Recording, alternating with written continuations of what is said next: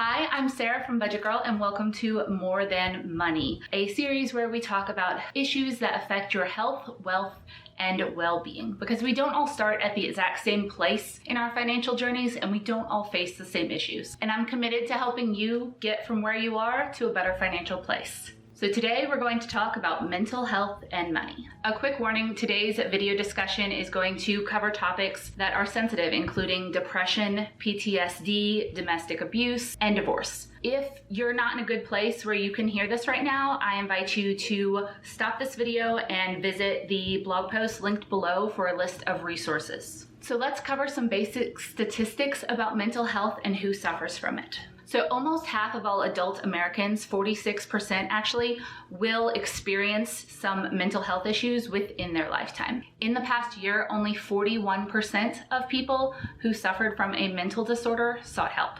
As always, all of these sources and citations for this series and any of the facts we talk about will be listed below. My guest today is V. Weir. She is 28. She lives in Colorado and she runs her own online business, Weir Digital Marketing. V, thank you so much for being with me here today. I really appreciate it. So much, Sarah, for having me. I'm very excited.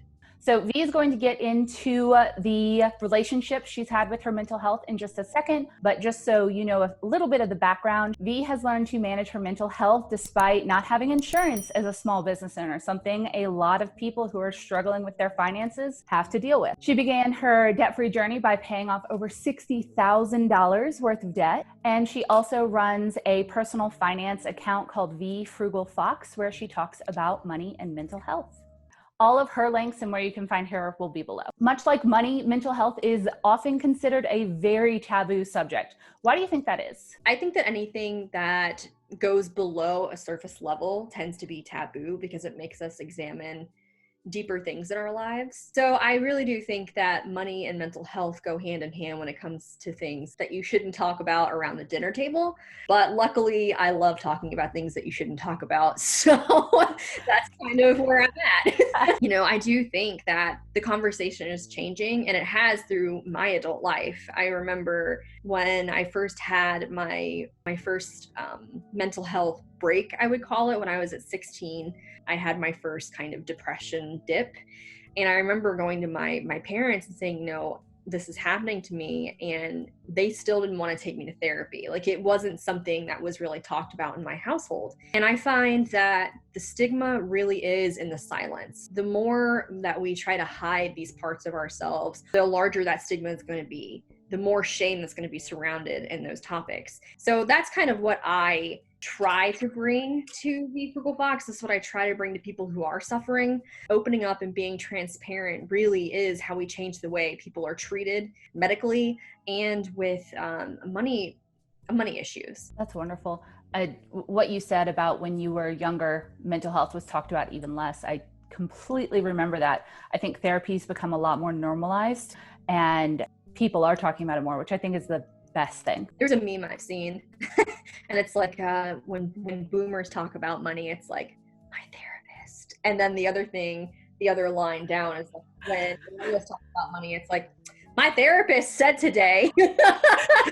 Lend itself to healthier conversations and resources being easier to get to and help being easier to get to, which is wonderful. Would you mind telling us about your history with mental health? Yeah, of course. So like I said, my mental health history kind of began when I was 16. That's when I had my first depressive episode. And it really hasn't stopped. My mental health and my depression has evolved as I have gotten older and as I have learned how to cope with the stresses of life. So from 16, I was diagnosed and I was put on Zoloft, and that didn't really do much. I actually ended up trying to commit suicide in high school. And then the next time I had my significant dip was in college, with all those stressors, and I had just gotten married. It was a very new marriage and it was not a good marriage. My previous marriage is something that really did kind of kick off my love of teaching about mental health, just because I don't want somebody to go through what I did without knowing that there are other people out there to help and support them if they need it and want it. I tried to commit suicide again in college. And then after that, I went through my divorce when I was 25, and I really got serious about my mental health. I got on the medication that I'm on now, which is Lexapro. I've been on that for like 3 or 4 years now. And then I went to therapy for 1 to 2 times a week for about 2 years, kind of unmasking why things had happened in my life, why my divorce happened, and relearning how to cope with trauma and my new PTSD, which I picked up through my domestic violence issues in my marriage. It's not been a linear path. Most of the time I find with people that have mental health disorders, and especially major mental health disorders, I'm diagnosed with major depression, generalized anxiety disorder, and PTSD. So people that have that kind of serious diagnosis, it's not a linear process. It oscillates. Things are happening in your environment, like with 2020, this was a year of extreme change and challenge. Things like that affect people with mental health disorders differently. But that's kind of the overview of my life. Well, thank you so much for sharing. Why is it important for us to recognize that mental health issues can affect our personal finance journeys and just our finances in general? Money is a tool, and whether you're healthy or whether you're unwell, you are going to be using money as a form of getting things in your life, a form of reaching your goals. And when you're in a situation where your mental health is being challenged, or you're not medicated, or you're not going to therapy, or you just don't even know you have a mental health disorder. There are people that do have mental health disorders that aren't diagnosed simply because there are barriers to mental health help. So when you are going through depression, when you're going through anxiety, your reaction to money is going to be very different. So when you're depressed, you might put a Band-Aid over it by going shopping. When you have anxiety, you might be awake at night, every night, thinking about, well, what if this happens? What if this happens? What if I lose my job tomorrow? Or you could just have anxiety based off of the fact that you can't pay for help. That exacerbates mental health more than almost anything, really. Even if you're mentally very healthy, not being able to pay for medical care that you need can be extraordinarily stressful. It can bankrupt families, and does every single year. It's one of the leading forms of bankruptcy in America is health bills and the inability to pay for them. Cost is the biggest barrier to mental health treatment that there is. Even getting the gumption to seek help, for people with mental health disorders, that is a big hurdle to jump. And then you look, and once you've jumped that initial hurdle of I want to get help, then you have like a mountain of hurdles to go through to even get in to see a therapist if you can. And if you're already not in a great financial situation, suddenly having to face potentially medication costs, and those can vary wildly based on if you have insurance or not, the cost of actually seeing a therapist, maybe having to go to multiple therapists before you find one that is willing to work with you or that you feel comfortable with, that can seem unsurmountable, I'm sure, even if you're in a good place. Yeah, I have been at places in my life where it just is insurmountable. And then, you get into therapy and you learn coping skills. And, one of my favorite coping skills is, get a hobby. And that's all fine and well, but some people can't afford a hobby. Some people can't afford to do things. Some people can't afford to do things other than work. So that's kind of where the mental health and money aspects of life intersect. And I will go back to another mental health disorder is bipolar disorder. Studies have shown that people with bipolar disorder, when they're on their highs, they go out and they spend like crazy. People with mental health issues, disorders, they have a very different reaction to money. And that's why it's so important to be cognizant of that and to understand, or to break down within yourself if you're struggling with any of this, where is this coming from? Can I get help? Oh, this is why I'm doing this. Can you talk about why it's important for us to recognize that mental health issues can make personal finance different or more difficult? I think personal finance is personal. It's in the name. That is kind of my motto for everything that I post. I've said this my entire journey, and it's no different for people that struggle with mental health disorders. They just have a different personal finance. Depression, anxiety, PTSD, any other acronym of a diagnosis that you can think of. These disorders warp your brain and they make you feel like you can't do anything right, you're not good enough, you don't do enough, and that kind of negative self-talk goes on and on. And then when you add a career and then finances, things that you're supposed to control and be good at, things that you're supposed to be good at, this takes on the form of a new monster. And that monster is going to affect your responses to savings, spending, the motivation behind money, even figuring out how to invest, building wealth. I mean, I've said things ranging from, I got through the day without crying, woo, to, I'm going to spend everything that I have at Target, to, no, I must save all of my money. And that can be in one day. So when personal finance experts will say, just, think of a reason why you want to be better with money and then make a budget and follow it. Whereas if you're in like a good place with your mental health, you might be able to just do that. If you have that mental voice that's telling you all these different things, you're saying it might make it significantly harder or maybe even somewhat impossible to do that. Impossible at times, yeah. I mean, having a mental health disorder makes getting out of bed impossible at times. But you have to give yourself grace and understand that that is temporary. That is not forever. But I think that gurus or finance influencers have a tendency to try to simplify things when life with a mental health disorder isn't just simple. It's not that cut and dry. People are being laid off. They aren't having insurance. Their insurance and benefits are being taken away.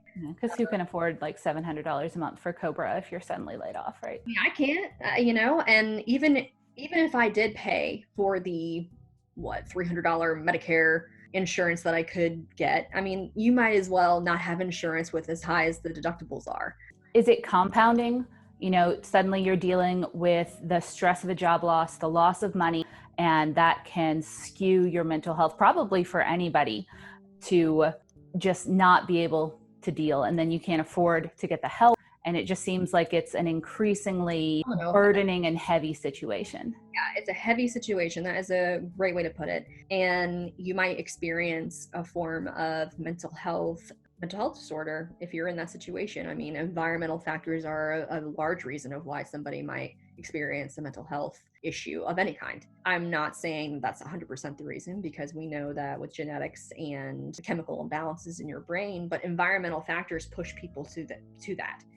I definitely know that when I was really, really broke and in debt, that going to see a therapist to help me get through all the stuff that was in my head or trying to seek out any kind of mental health, I felt like that would be failing. I felt like that would be a shameful thing to do. And also I couldn't afford it. And I'm sure there were times when a therapist really could have helped me through some of those situations. And I didn't get the help that I probably needed. How can financial problems make treating your mental health difficult? Like I've said throughout this entire video, the biggest barrier to somebody seeking help is going to be cost. And that's because we have a big problem in this country with healthcare, especially mental health care. Because without a sliding scale therapist, you're looking at $150 to $350 per session. And usually, people go to therapy once a week or twice a month, but even at that, you're spending between $100 plus to $300 plus a month. People can't afford that. So what happens if you don't have insurance, you're not rich, and you need mental health care? Sliding scale therapists are what I recommend if you are really seeking that one-on-one therapy experience. There are some local governments that offer mental health programs at a discounted cost, or you can do free therapy, but it's going to be in a group therapy kind of setup. So if you're not really for that, sliding scale is going to be your best bet when it comes to therapy. The first step I always take whenever I move to a new city is to call my human health and human services department and just kind of see what they offer. Another great resource is if you live in a community with a community college or a four-year universities are better. They train their psychology students, and you can get a discounted rate or even free therapy because that's part of their clinical training.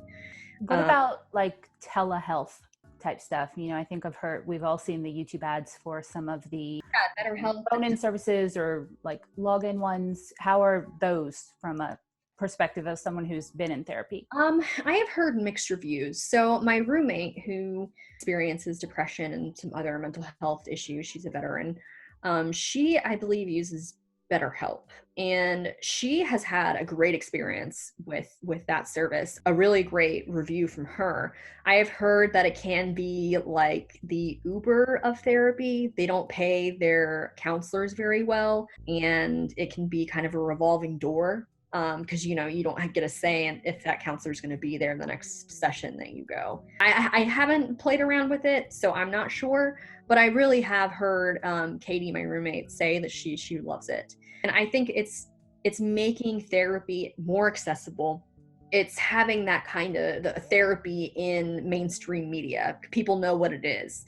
So I think there are positives and negatives to it. If you can afford that, and they also have scholarships and different pricing options. If that's something that you can afford, I would definitely suggest looking into it for yourself. By the way, everything that we are talking about today, all of these tips on where to find resources and everything is going to be linked in a blog post linked below.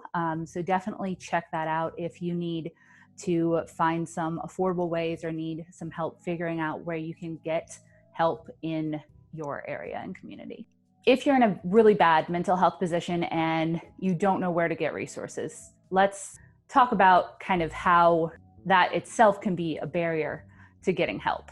Yeah, I mean, when you have depression and anxiety, I mean, I can only speak to the disorders that I have. So when you have depression and anxiety, at least, I've mentioned that even getting out of bed can be a tall order.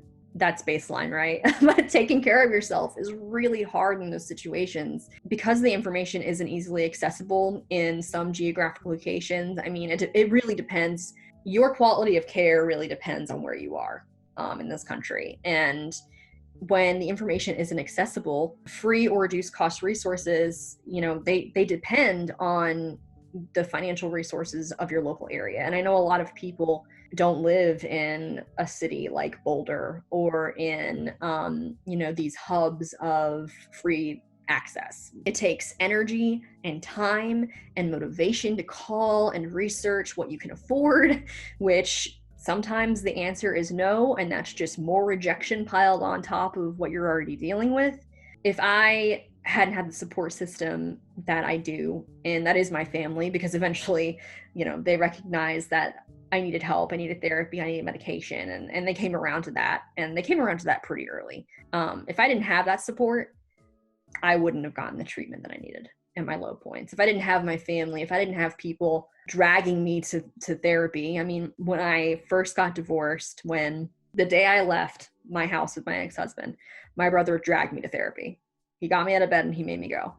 If you don't have a strong support system in place of people who are like checking in on you and that are pushing you for that information, do you have any advice for anyone who doesn't have that, to how to ask for help? I mean, I think that we live in the information age, right? And, I found community on my debt-free journey.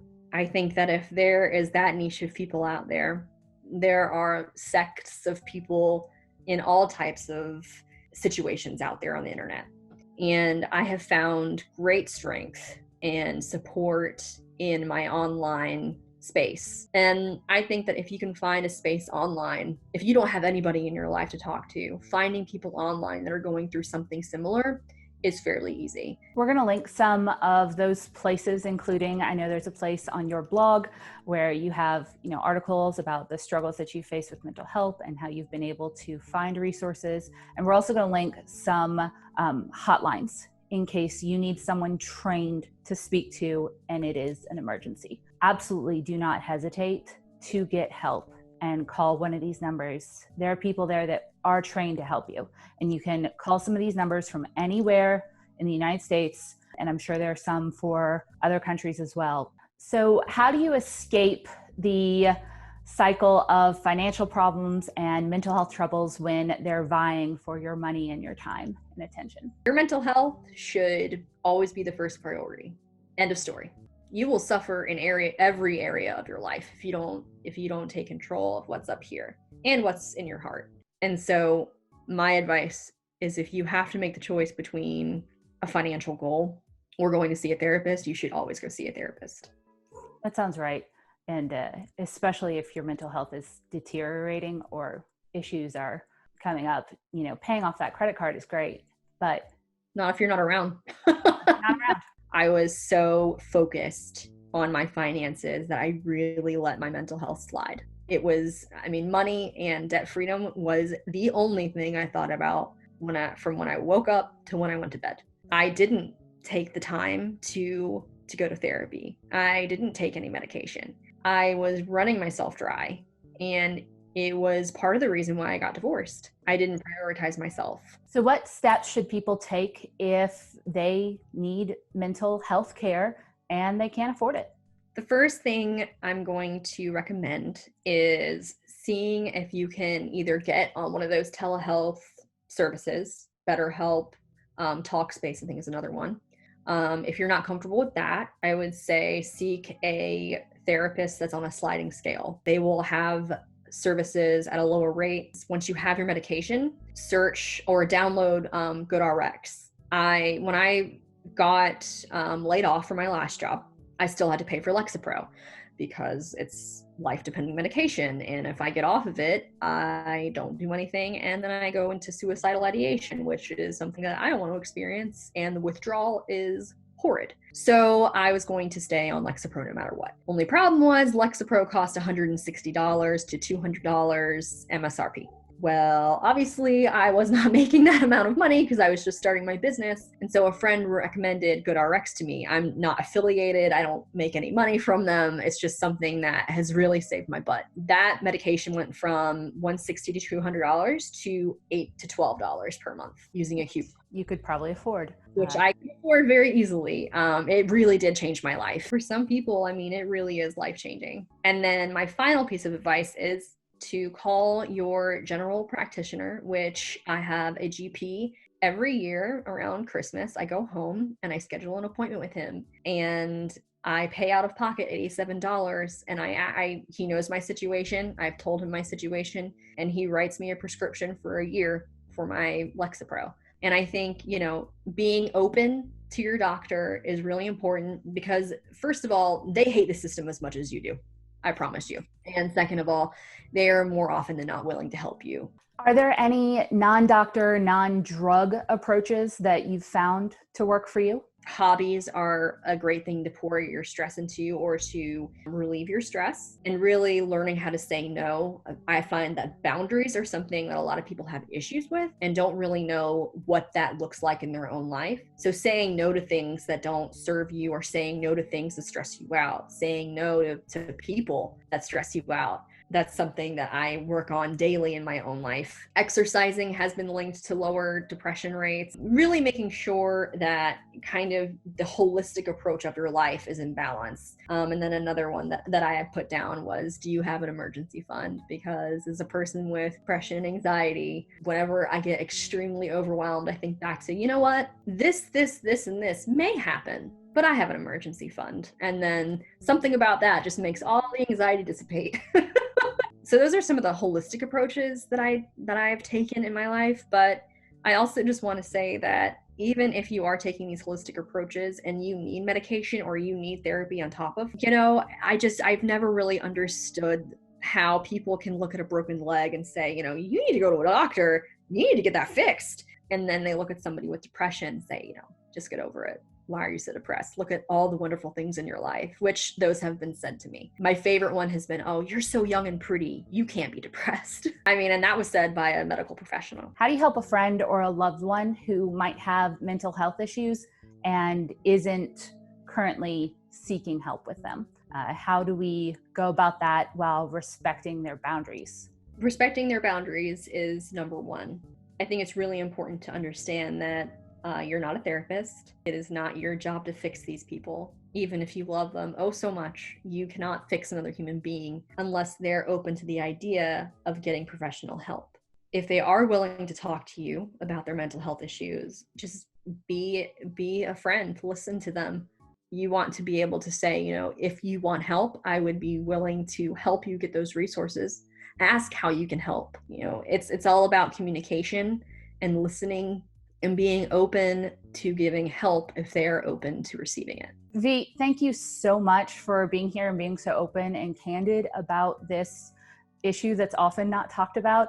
All of the resources that she's mentioned, as well as a ton more that we've discussed while preparing for this video, will be in a blog post linked down below. All of the ways to find the wonderful V will also be down in the description box. And we just encourage you to seek help if you need it, and to, I don't know where to go with that, V. Seek help if you need it, and remember that you're not alone. Remember that you're not alone. V, thank you so much.